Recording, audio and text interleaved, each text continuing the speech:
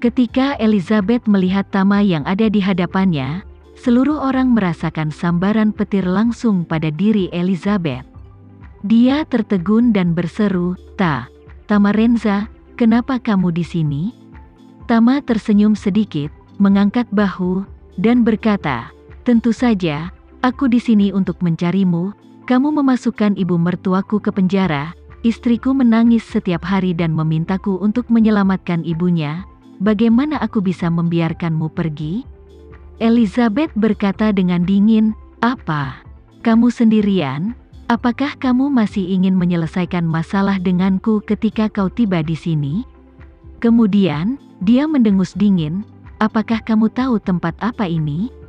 Ini wilayah Krazi Juarez. Jumlah orang yang mati di sini setiap tahun tidak dapat dihitung, dan ketika kau sampai di sini, hanya akan ada satu lagi yang mati." Tama bertanya dengan penuh minat, "Apakah bos Krazi Juarez bernama Juarez?" Elizabeth berkata dengan dingin, "Ya, bos kami adalah Juarez yang terkenal." Tama mengangguk, mengedipkan mata pada Yoshua, dan berkata, "Yoshua," seret orang itu. "Oke, Tuan Renza." Yoshua menjawab, dan segera membawa Juarez, menyeretnya ke bawah di tengah kerumunan, yang memiliki dua kaki yang sudah hancur. Ketika Elizabeth melihat fitur wajah bos, dia mundur beberapa langkah ketakutan, dan tanpa sengaja menabrak Andre yang berada di belakangnya, dan keduanya terjatuh ke tanah. Elizabeth menatap Juarez dan bertanya dengan panik, Bos, kau ada apa denganmu?" Juarez berteriak dalam bahasa Inggris, menggertakkan giginya berkata, "Elizabeth, dasar sialan. Aku akan membunuhmu." Tama menendangnya keluar, dan berkata dengan dingin, "Apakah aku menyuruhmu bicara?" Juarez berguling-guling di tanah, rasa sakit di kakinya menusuk, tapi dia tidak berani menyenandungkan sepatah kata pun di depan Tama, jadi dia hanya bisa menutup mulutnya dengan jujur. Elizabeth melihat keruntuhan. Dia benar-benar tidak menyangka bosnya akan menjadi anjing di kaki Tama. Bukankah ini berarti Tama memiliki keputusan akhir di sini? Memikirkan hal ini, dia tiba-tiba menyadari sesuatu, menatap Tama, dan berkata, "Itu kamu. Kau yang membuat keluargaku dalam masalah, kan?" Tama mencibir, "Aku baru tahu identitasmu, dan kemudian aku menemukan anggota keluargamu. Anggota keluargamu telah melakukan hal-hal yang melanggar hukum dan disiplin, dan tentu saja mereka harus dihukum oleh hukum."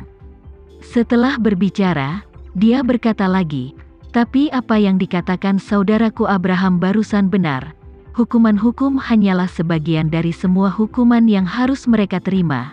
Setelah mereka keluar dari penjara, aku akan membiarkan mereka pergi ke Suriah untuk terus mengerjakan refleksi mereka, agar mereka tidak bisa meninggalkan Suriah dalam hidup mereka." Elizabeth berkata dengan panik, "Tama, ada apa? Kamu memiliki masalah denganku, jangan lakukan apapun pada keluargaku. Mereka tidak bersalah." Tama tersenyum, "Bukankah aku datang padamu?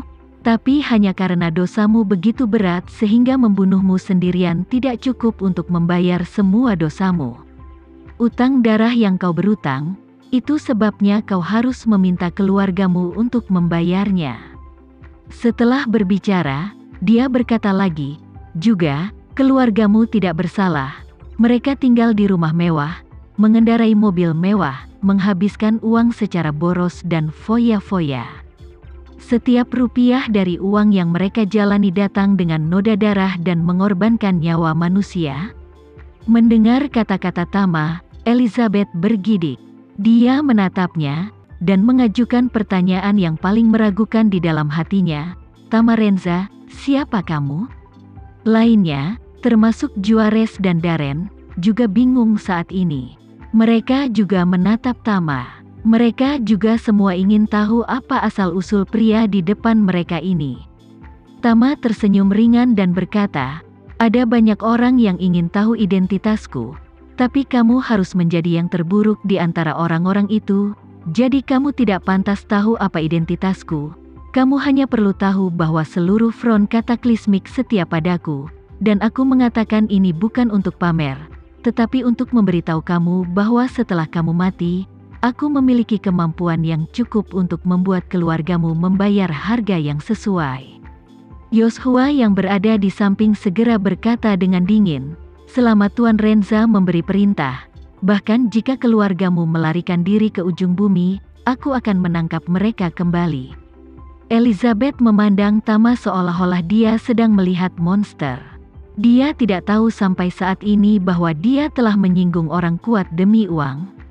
Dia memiliki front kataklismik di tangannya, apalagi membawa kedua putranya ke Suriah, bahkan membunuhnya pun mudah baginya. Pada saat ini, dia benar-benar panik. Dia telah menjadi penjahat sepanjang hidupnya, tetapi dia tidak pernah mengalami mimpi buruk tentang perbuatannya. Dari saat dia menginjakkan kaki di jalan yang tidak bisa kembali, dia telah membangun konstruksi psikologis yang sangat kuat untuk dirinya sendiri. Dia merasa bahwa dia melakukan semua ini demi generasi mendatang, dan selama generasi mendatang dapat hidup dengan baik dan terbebas dari situasi miskin, bahkan jika dia ditembak, itu akan sepadan. Tapi itu adalah orang yang bahkan tidak takut mati, dan dicubit oleh Tama sedalam 7 inci. Ketika keluarga mengalami musibah, Elizabeth pernah putus asa, tapi Andre dan Alex menghiburnya, dan alasan kegembiraannya adalah karena putranya hanya dicurigai melakukan pencucian uang. Ini bukan kejahatan serius di Indonesia. Mereka akan keluar dalam beberapa tahun. Karena itu, sebelum datang ke sini, dia sudah memutuskan bahwa dia akan melakukan yang terbaik untuk menghasilkan uang di masa depan, tidak hanya untuk putranya tetapi juga untuk cucu-cucunya. Tapi kata-kata Tama benar-benar memotong semua dukungan di hatinya. Memikirkan putranya akan pergi ke Suriah dalam waktu dekat, dan menjalani kehidupan yang kehilangan kebebasan dan kegelapan membuat hatinya terluka seperti luka pisau yang dalam.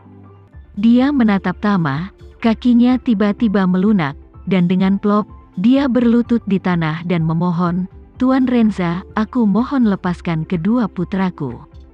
Selama kamu bisa membiarkan mereka pergi, bahkan jika kamu membunuhku sekarang, aku tidak akan punya keluhan.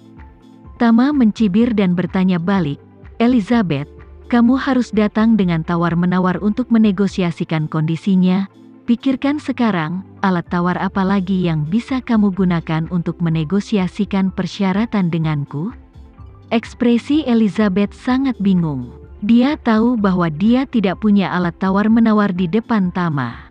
Dia menangis putus asa, dan pada saat yang sama tersedak tak terkendali, Tuan Renza, kedua putra saya tidak terlalu menjanjikan, dan otak mereka tidak terlalu cerdas. Anda mencoba yang terbaik untuk membawa mereka ke Suriah. Mereka tidak hanya akan menimbulkan masalah bagi Anda.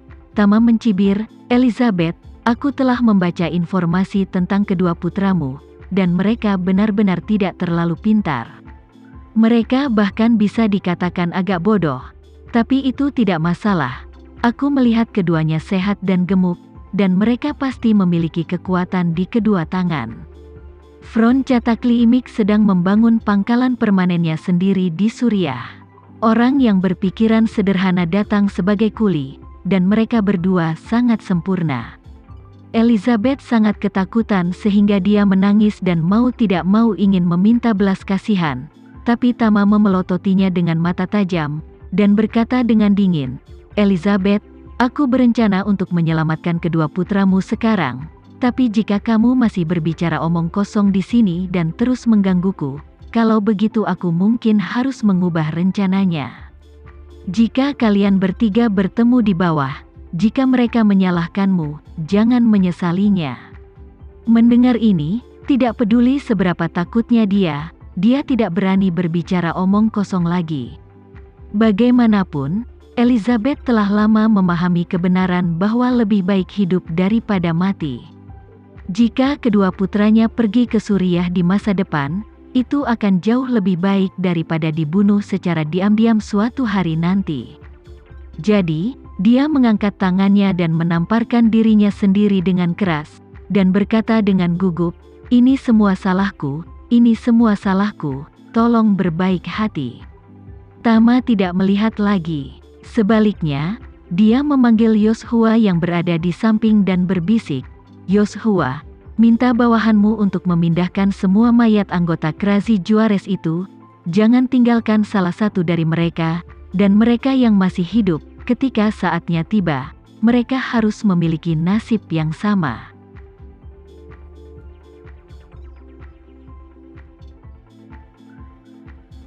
Sekian dulu ya video kali ini, kita lanjutkan lagi videonya di lain waktu.